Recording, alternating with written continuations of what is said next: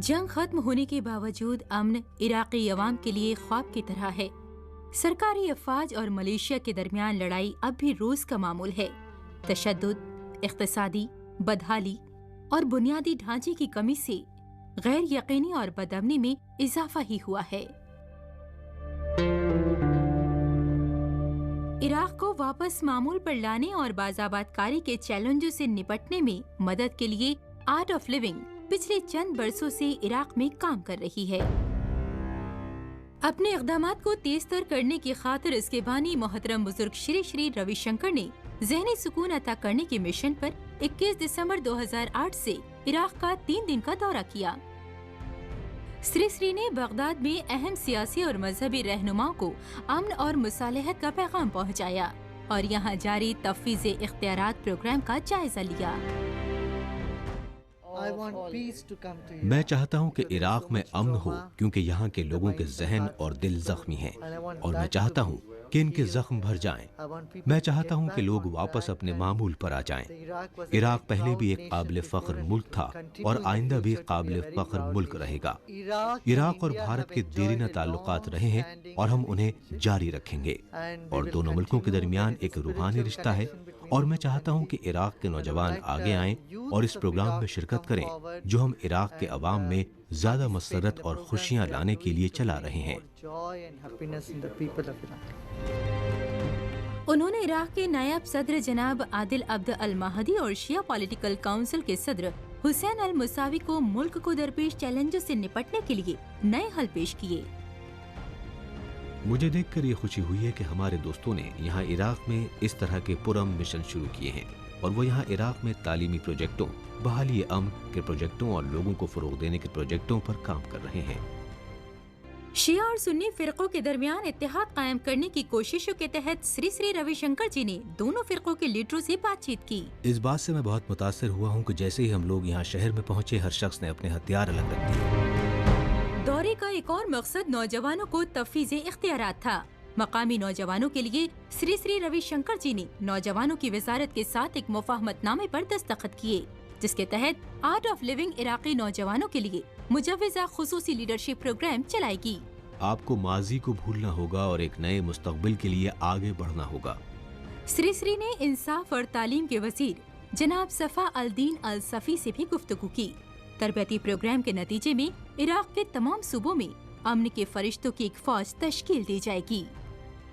आपकी कोशिशों की कामयाबी इराक में नजर आएगी। आपका बहुत बहुत शुक्रिया, बहुत बहुत शुक्रिया। श्री श्री ने औरतों के हुकूक के फरोग और तफवीज़ इख्तियारात पर भी जोर दिया। इराक के एक सरकर्दा मजहबी लीडर सैयद अब्दुल्ला अल मुसावी के हमरा उन्होंने उन औरतों को सर्टिफिकेट तकसीम किए जिन्होंने आर्ट ऑफ लिविंग की बगदाद में कायम औरतों के तफवीज़ इख्तियारात मरकज में सिलाई की तरबियत मुकम्मल की थी। ये मरकज आमदनी पैदा करने वाले हुनर सिखाकर इराक की सैकड़ों खवातीन को माली आज़ादी फराहम कर रहा है। अस्सलाम वालेकुम। हमें बहुत खुशी है कि गुरुजी यहाँ इराक में हमारे साथ मौजूद हैं। हम इनका खैर मकदम करते हैं। हमारी औरतें भी बेहद खुश हैं। वो यहाँ आर्ट ऑफ लिविंग में कंप्यूटर और सिलाई की तरबियत भी ले रही हैं और साथ ही नव चेतना शिविर में शरीक हो रही हैं। वो यहाँ आकर और यहाँ सर्टिफिकेट हासिल करके बेहद खुश हैं। आर्ट ऑफ लिविंग के ज़हनी सुकून प्रोग्राम के साथ कंप्यूटर ट्रेनिंग मुकम्मल करने के बाद से पुरसुकून जिंदगी में गुजार रही हूँ। पिछले 2 माह से मेरा जहन इसी अजियत से आज़ाद हो गया है जो मुझे जंग के दौरान पहुँची थी। 2003 से अब तक आर्ट ऑफ लिविंग अपने ज़हनी सुकून प्रोग्राम के जरिए दिमाग से ताल्लुक़ रखने वालों समेत समाज के हर तबके के लोगों तक पहुँचती है। पिछले 6 साल से मेरी सेहत खराब थी। मेरे कंधों में तकलीफ थी और मेरी हरकत कल्ब ठीक नहीं थी।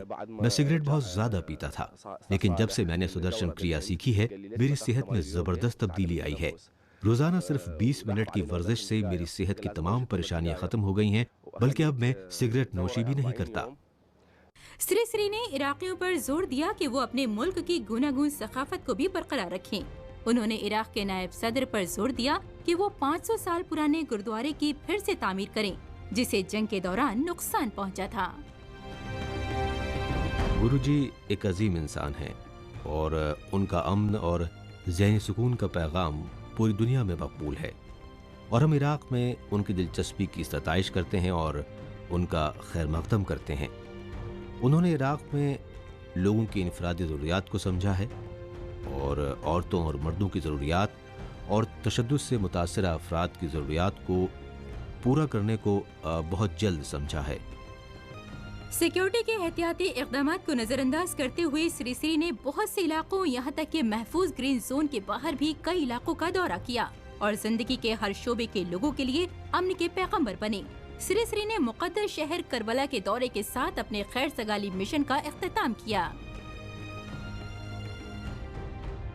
آج ہمیں ضرورت ہے عوام کو متحد کرنے کی، ہر مسلک کے لوگوں کو متحد کرنے کی، ہر مذہب، ہر تہذیب کو اور تمام ممالک کو متحد کرنے کی، اور اس کام کے لیے ہر حکومت کو اس میں تعاون کرنا چاہیے۔ امن کی اہمیت وہاں زیادہ ہوتی ہے جہاں جنگ کی صورتحال ہے۔ گیتا کی جو تعلیمات ہیں ان کی اہمیت عراق میں موجودہ صورتحال کی وجہ سے زیادہ ہیں۔ غیر یقینی حالات کے باوجود سری سری نے 2 سال سے بھی کم عرصے میں ملک کا 2 بار دورہ کیا اور عراق کے تعمیر نو اور یہاں کے عوام کو کسی ذہنی دباؤ کے بغیر اور تشدد سے پاک عراق میں سرگرم عمل بنانے کے عزم کا اعادہ کیا۔